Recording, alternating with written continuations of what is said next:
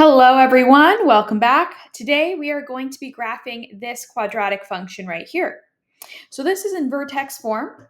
So the first thing we need to do in order to graph this is identify and also plot the vertex.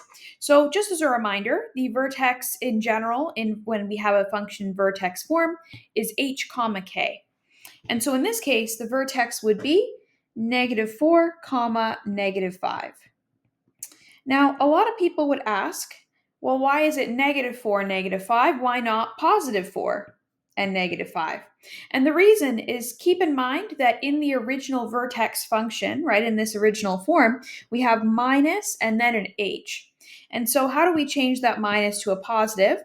Well, that means we'd have to have two negative signs. We have to have x minus -4, right, with this first negative sign being this negative sign here beside the h, and then h itself being a negative number. And so that's the reason, right? It's because since we have a negative sign in front, in order to change it to a positive, h itself must be negative, resulting in negative h, or in this case, -4, which is really, gonna just simplify to +4, which is what we have here.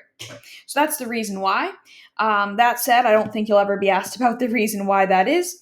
The important thing to remember here is that whichever sign this is, if this is plus, we change it to minus. If it's minus, we switch to plus, right? Because if this were a negative sign here, that would just be this negative sign, and we would have a positive value for the axis of symmetry. But anyway, let's go ahead and plot this. So we have -4, -5 right here, like that.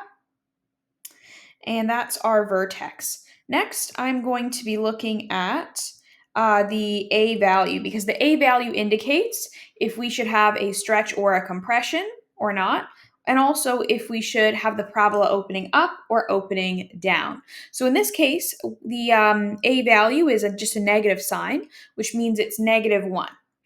So because it's -1, that means that we would have a reflection, right? So it would open down instead of opening up, because whenever the A value is negative, we open down instead of up. But there wouldn't be any stretches or compressions because there's no number other than -1 there. And so therefore, I'm going to finish this parabola having it open down, just using our regular pattern of over 1, down 1, and over 2, down 4, like that. So just the same as the parent function parabola, except the vertex is in a different spot, and it opens down instead of opening up. And so there we go. There it is.